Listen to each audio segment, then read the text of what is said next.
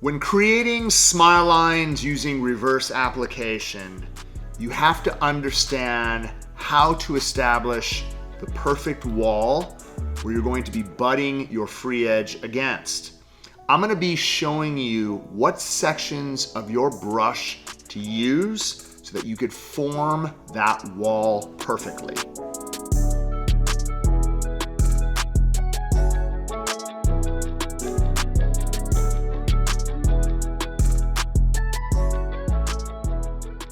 All right, so this is the thing, right? Obviously getting the right consistency to set it down, which I will explain. But once the bead runs down to a point where you're going to stop and try to form that wall, you can't use the whole brush. It's too bulky. You're gonna have to use like this section right here, the very, I would say, tip. What you want to be able to do is you want to be able to use this wedge part of the brush, and it runs from this point all the way around the front end of the tip all the way to about right here. So this part of the brush right here is what you're going to be using to actually tuck that wall back. All right, so I'm going to be using speed bubblegum, and what I want to be able to do is I need to pick up a bead large enough so that it's going to run from here to here, but we need a consistency that is going to flow slow. I don't want it to run out of control. So I'm gonna try to pick up a bead about half the size of the nail plate. I'm gonna submerge my brush. I'm going to lightly tap. I'm going to bounce, bounce, bounce. Once I have this bead, I'm gonna count 2, 3, 4, and around the 5 count, I'm going to release. This is going to allow me to lightly press around the perimeter, and it's going to slowly start moving down, right? So you notice with the very tip of my brush, I'm not only able to kind of work around the perimeter of the nail, I'm going to be able to, from the surface, lightly kind of bring that bead down to this point here.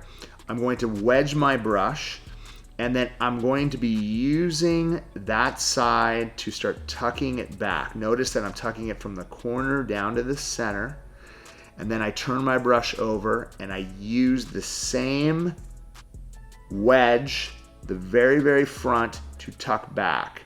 You can, once you get to this point, you could turn the brush over and continue using that front end of the brush to tuck back the smile line, okay? I'm not going to be using this point right here of the brush, the lower end. I'm going to be just using the very front end of the brush so that I'm able to mold a perfect smile.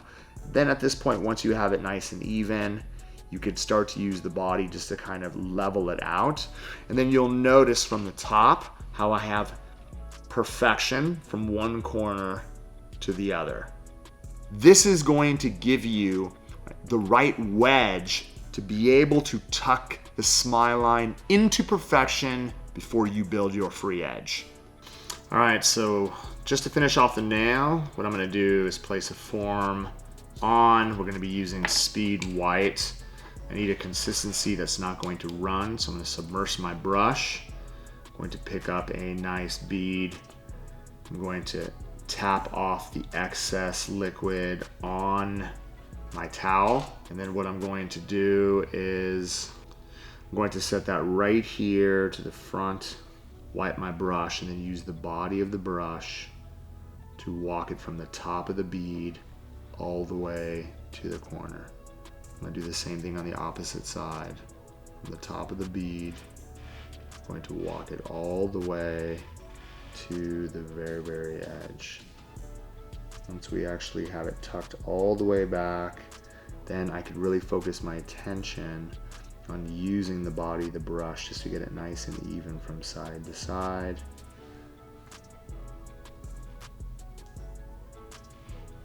I'm going to build a really pretty almond-shaped French nail.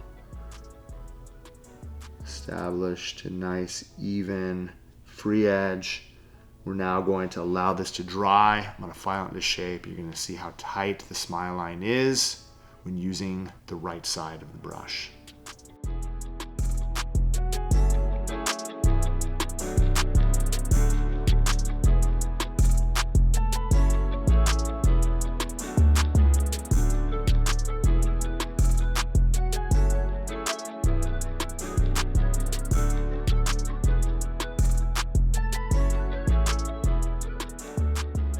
Hey guys, we hope you love our nail videos. Comment below and let us know what you want to see next. To see more, go right over here. To subscribe to our channel, head right over here.